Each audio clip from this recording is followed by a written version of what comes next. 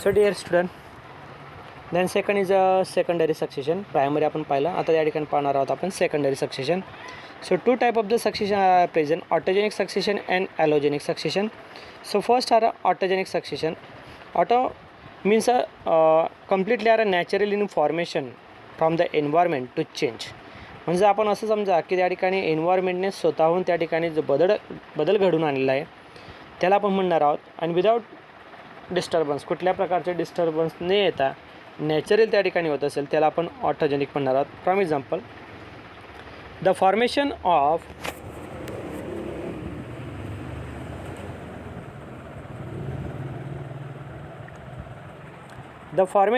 Of new ecosystem after the disturbance of an existing ecosystem is called secondary succession. Secondary succession आपण कशाला म्हणणार आहोत?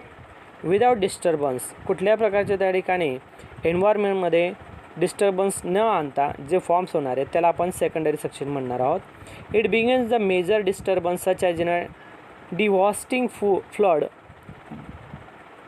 Wild fire, landslide, lava flow, human activities like farming, road or building construction, etc.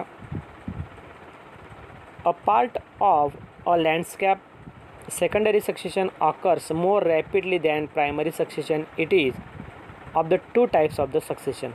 आता बघा, primary सक्सेशन्समध्ये आपण पाहिलं आहे की बॅरन रॉक वगैरे असणारे, ग्लायसेल्स वगैरे असेल किंवा हायड्रोजेअर्स आणि झिरोजेअर्स, पॉन असेल, डेझर्ट एरिया असणारे, झेरिक कंडिशनमध्ये असेल त्याला आपण प्रायमरी सक्सेशन म्हणणार आहोत.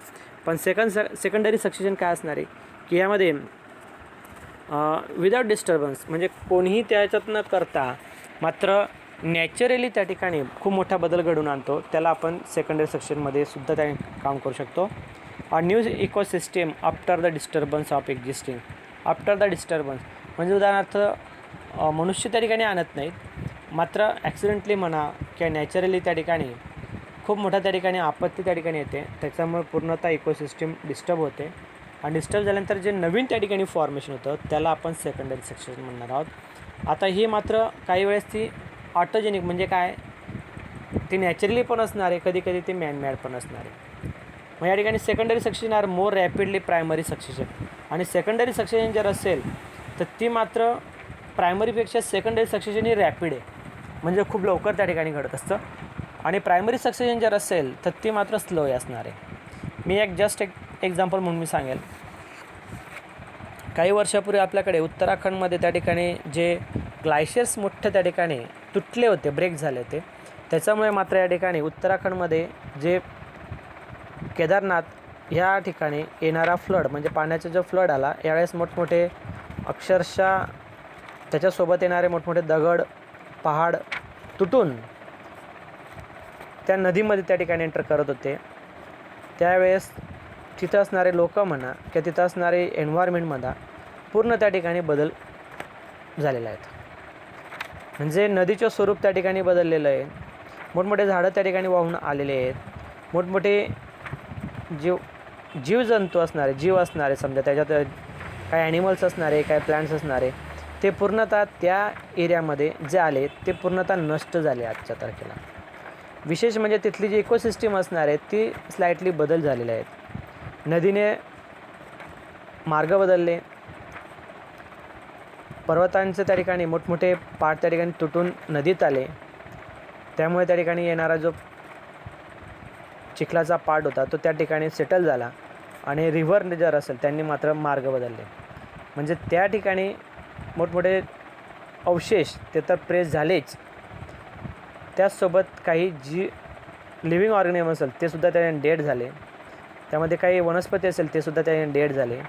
आणि येणाऱ्या त्या ठिकाणी त्यांचं पूर्ण स्ट्रक्चर बदललं गेलं, म्हणजे तिथले जे एन्व्हायरमेंट जर असेल तो पूर्ण त्या ठिकाणी ऑटोजेनिक आहे, हे माणसाने केलेलं नाहीत, हे नैसर्गिक आपत्ती आहे, त्याच्यामुळे मोठा बदल झाला आणि त्या ठिकाणी ती सेकंडरी सक्सेशनमध्ये येणार आहे. प्रायमरी सक्सेशन जर असेल तर ते पाण्यामध्ये होणारा बदल आणि स्लाइटली डेझर्ट एरियामध्ये होणारा बदल हा प्रायमरी सक्सेशनचा असणार आहे.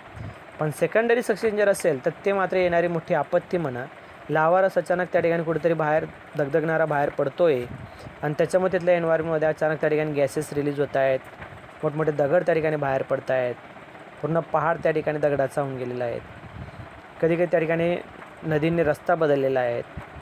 तर हे मात्र सगळे ऑटोजेनिक असणार आहे. मग सेकंड जर असेल ऑलोजेनिक, म्हणजे उदाहरणार्थ माणसाने चेंज केलेलं. फॉर एक्झाम्पल मी असं म्हणेल, सरदार सरोवर ज्यावेळेस कन्स्ट्रक्शन झालं त्यामध्ये हे मॅनमेड आहे, ऑलोजेनिक आहे.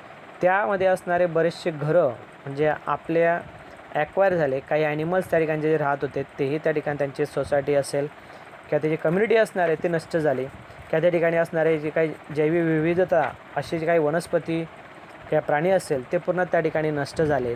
म्हणजे ॲलोजेनिक असणारे आणि ऑटोजेनिक म्हणजे अचानक त्या ठिकाणी येणारी दुर्घटना जर असेल तर ते मात्र ऑटोजेनिक असणारे आणि मॅनमेड जर असेल तर ते मात्र ऑलोजेनिक असणार आहे. बघा आता या ठिकाणी autogenic, the succession in which the organisms themselves brings change in environment during succession is called as the autogenic succession.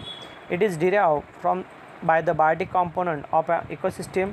It is kind of self-destruction which is triggered by the external factor. जसं या एखाद्याने बंदुकीची गोळी मारावी तसं या ठिकाणी अचानक बदल त्या ठिकाणी एन्व्हायरमेंटमध्ये होत असतो. त्यालाच आपण म्हणणार आहोत autogenic. Okay. The organisms cause change in the soil structure and compositions. This change include accumulations of organic matter in the form of humus or later alteration of the soil nutrients and change in pH of soil. Change in pH of soil, अचानक त्या ठिकाणी सॉईलचा pH त्या ठिकाणी change होतो. कधी त्या ठिकाणी alter त्या ठिकाणी सॉईल न्यूट्रिशन्समध्ये येऊन जातात. The structure of the plants themselves can also change in community. For example, large species like in a trees produce shade on the developing forest floor, destroy the light requiring species, shade tolerant species established in the area. आता या ठिकाणी आपण पाहतो establish in area किंवा shade tolerant म्हणजे काही ठिकाणी अचानक खूप मोठ्या प्रमाणामध्ये प्लॅन्टचं डेव्हलपमेंट झालं तरी त्या ठिकाणी खाली राहणारी लहान लहान वनस्पतींचं तर इकोसिस्टम त्या ठिकाणी बदलतं. Require species from the destroy in the light requirement, त्यांना लाईट मिळत नसेल कधी त्या ठिकाणी त्याच्यामुळे त्यांच्यामध्ये बदल घडून आणतो. अगदी मी तुम्हाला एक्झाम्पल दिलं आहे उत्तराखंडचा. ग्लायशियर्स ज्यावेळेस ते ब्रेक होतात त्यावेळेस काय घडलं आहे ते सगळ्यांना परिचित असणार. तुम्ही लागलेच तर अगदी व्हिडिओ तुम्ही सर्च करू शकतात यूट्यूबला. The next is a allogenic succession. It is succession in which external abiotic environmental factor cause change in the environment during the succession is called allogenic succession. External abiotic environmental factor, for example, soil structure change due to the natural process such as soil erosion, leaching or deposition of silt. Similarly, clays can alter the nutrients content and water relationship in the ecosystem. Animals also play an important role in allogenic changes. Animal also play an important role in allogenic changes. याच्यामध्ये खूप मोठा बदल त्या ठिकाणी घडून आलेला आहे. They act as a pollinator, seed disperse and herbivorous. These activities can change in the soil pattern, nutrient content, soil affecting the other species. This type of succession can occur in areas where there was high disturbance or erosions. The areas are also characterized by the influx of nutrient from outside the system or modifying of the original habitat and altering the existing community. याच्यात एक खूप महत्त्वाचा एक word दिला आहे बघा. influx the nutrient from the outside the system, modifying the original habitat and altering the existing of the community. म्हणजे या ठिकाणी आपण पाहतो की ओरिजिनल जे हॅबिटॅट असेल तो या ठिकाणी बदल होणार आहे. आता ओरिजिनल हॅबिटॅट का बदल होतो आहे बघा. एक इन शॉर्ट मी तुम्हाला अजून एक सांगण्याचा प्रयत्न करेल. सक्सेशन कशामुळे बदल होणार, इकॉलॉजिकल सक्सेशन कशामुळे राहणार आहे. अगदी आज आपण पाहतो आहे पॅन्डेमिक कंडिशन आलेली आहेत, सगळे घाबरून राहिले आहेत, मोठी आपत्ती त्या ठिकाणी आलेली आहेत करोनाची. या करोनामुळे आज लोक बाहेर पडत नाही, बाहेर पडले इन्फेक्शन वाढते. इन्फेक्शन वाढलं तर किती स्प्रेड होणार आहे आणि त्याच्यामुळे काय परिस्थिती येणार आहे हे सगळ्यांना परिचित असणारे एक छोटासा व्हायरस एवढ्या मोठ्या मनुष्याला अगदी बौद्धिक क्षमताने अति प्रगतिशील असणारा समाजाला त्या ठिकाणी मात्र एक छोटासा ऑर्गॅनिझम जर असणारे तो मात्र आज घातक ठरू पाहत आहेत. आपले सगळे रिसर्चसुद्धा त्या ठिकाणी कुठेतरी त्या ठिकाणी डिस्टर्ब होणार आहेत.